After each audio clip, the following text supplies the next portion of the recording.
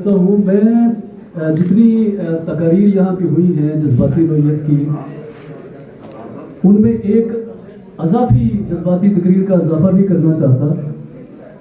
میں ایک لاجیکل بات کرنا چاہتا ہوں، آپ سے گزارش کرنا چاہتا ہوں ہاتھ جوڑ کے. عافیہ کے ساتھ، عافیہ موومنٹ کے ساتھ جتنے لوگ وابستہ ہیں، یہ ان کے لیے ایک میسیج ہے اور ہماری لیڈرشپ کے لیے بھی ایک میسیج ہے جو مختصر الفاظ میں کرنا چاہتا ہوں. میں بہت خراج تحسین پیش کرتا ہوں ٹیم عافیہ، محسن امان، عائشہ اور باقی جو ٹیم ہے ساری، ان سب کو کہ انہوں نے خوبصورت یہاں پہ پروگرام منعقد کیا ہے. اور عبداللہ منصور صاحب ہمارے جو انٹرنیشنل ہیومن رائٹ ایکٹیوسٹ ہیں، 30 ملکوں میں وہ لیکچر دے چکے ہیں اور آج وہ قدموں میں بڑھے ہیں، انہوں نے ان کی رہنمائی کی. تو ان سب کا میں شکریہ ادا کرتے ہوئے یہ گزارش کروں گا کہ ڈاکٹر عافیہ صدیقی کو آپ عالمہ کہیے، آپ انہیں مجاہدہ کہیے، آپ انہیں فنڈامنٹلسٹ کہیے، جو بھی کہیے، مسئلہ یہ نہیں ہے سرے سے.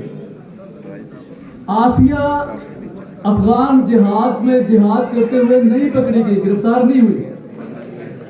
عافیہ کے ہاتھ سے راکٹ لانچر نہیں پکڑا گیا، عافیہ کے ہاتھ سے کوئی گن نہیں پکڑی گئی، عافیہ سے کسی ہائیڈروجن بم کا یا ایٹم بم کا مواد نہیں پکڑا گیا. عافیہ ایک نیورولوجسٹ ہے اور ان کی جو اسپیشل ایجوکیشن ہے، پی ایچ ڈی ہے، وہ تعلیم میں ہے، ایجوکیشن میں ہے. وہ دنیا کے چند جو سپر برین ہوتے ہیں جو انگلیوں پہ گنے جاتے ہیں، ان میں سے ایک سپر برین جو پاکستان کو اللہ تعالیٰ نے گفٹ کیا تھا. امریکہ میں تعلیم کے دوران انہوں نے اپنی پی ایچ ڈی ایجوکیشن کے اوپر کیوں مختص کی؟ اس بنیاد کے اوپر کہ دنیا کے اندر جو اصل کشمکش ہے وہ سامراجیت کی کشمکش ہے. کچھ ایسی قوتیں جو اجارہ دار قوتیں ہیں، جن کے پاس پاورز ہیں. میں اسے مذہبی کشمکش نہیں کہتا، میں معافی چاہوں گا ہمارے دوستوں سے، جذباتی دوستوں سے. وہ جو سامراج ہے، جو طاقتور لوگ ہیں، وہ یہ چاہتے ہیں کہ کمزور ملکوں کے اوپر، کمزور قوموں کے اوپر، تھرڈ ورلڈ کے اوپر اپنی اجارہ داری قائم رکھیں. وہ نہیں چاہتے کہ تھرڈ ورلڈ کے اندر وہ مسلم ہو یا نان مسلم ہو، ان کے اندر ایسے برین پیدا ہو جائیں، انٹلیکچوئل پیدا ہو جائیں جو ان قوموں کو اٹھانے کی صلاحیت رکھتے ہوں. اگر امریکہ کو اس سے تکلیف ہوتی اور عافیہ کا یہ ایشو ہوتا تو ڈاکٹر قدیر کو اٹھاتے، عافیہ کو کس بنیاد پہ اٹھا دیتے؟ تو میں یہ گزارش کروں گا کہ عافیہ کا ایشو جب بھی آپ اٹھاتے ہیں، خدا کے لیے وہ عالمہ ہے تو ہے، وہ حافظہ ہے تو یہ حقیقت ہے، آپ اسے القاعدہ لیڈی بنا کے کیوں پیش کرتے؟ یہ تو ان کی مرضی ہے جو پاکستان کے اندر انجمن غلامانہ یہاں بیٹھی ہے. یہ ان کی خواہش ہے کہ عافیہ کے اوپر القاعدہ لیڈی کا لیبل لگا دیا جائے، عافیہ کے اوپر سٹنگر میزائل کا لیبل لگا دیا جائے، عافیہ کے اوپر جہاد کا لیبل لگا دیا جائے، بندوق کا لیبل لگا دیا جائے. اور بدقسمتی یہ ہے کہ وہ جو اجارہ دار ہیں اور ان کے جو پاکستان کے اندر لیبالک لوگ ہیں، وہ یہ چاہتے ہیں کہ مسلمانوں کے اندر فرسٹریشن پیدا کر دی جائے. ان کو بندوق اور گولی اور خون ان آوازوں کے ساتھ ہم آہنگ کر دیا جائے اور ہم ان کے میدان میں جا کر کھیلنا شروع کر دیتے ہیں.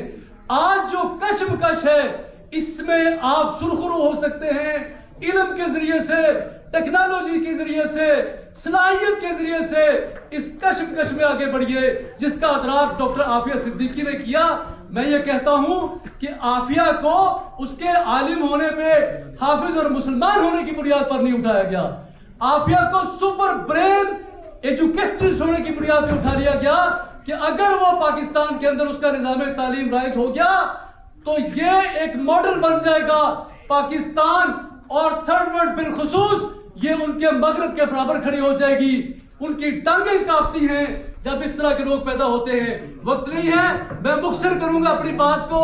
دیکھیے، آپ تھرڈ ورلڈ میں، مسلم ورلڈ میں دیکھ لیجئے، ڈاکٹر سمیہ کو اٹھا لیا گیا. اسی طرح سے وہ पैराडोल के बराबर लाना चाह रही थी इसको, एटॉमिक एनर्जी के इलाज को।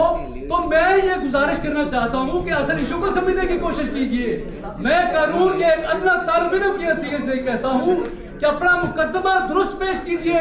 ये इंसानी हुकूक का इशू है, ये मजहब का इशू नहीं है, ये इंसानी हुकूक का इशू है। इसे इंसानी हुकूक का इशू बनाकर लेकर चलिए। जो बंदा पंजाबी में बात कर सकता है आप उसे इंग्लिश में क्यों करते हैं? वो जो जुबान समझते हैं वो इंसानी हुकूक की जुबान समझते हैं, आप इंसानी हुकूक की बात कीजिए।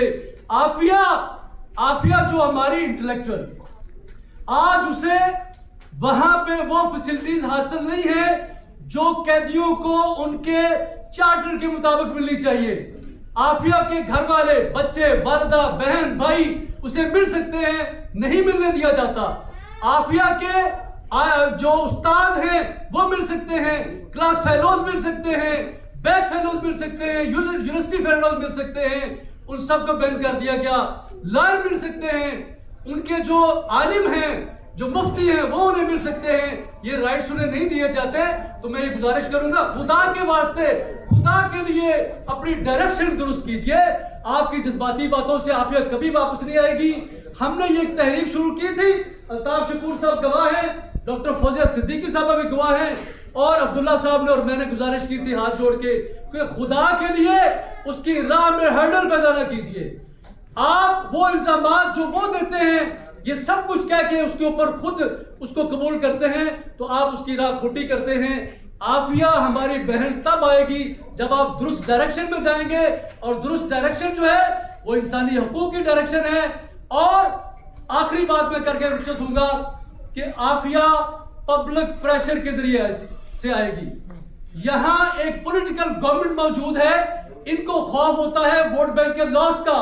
आप एक बड़ी मूवमेंट बना दीजिए आफिया मूवमेंट को, तो इंशाल्लाह आफिया बहुत मुख्तसर अरसे में आपके दरमियान होगी।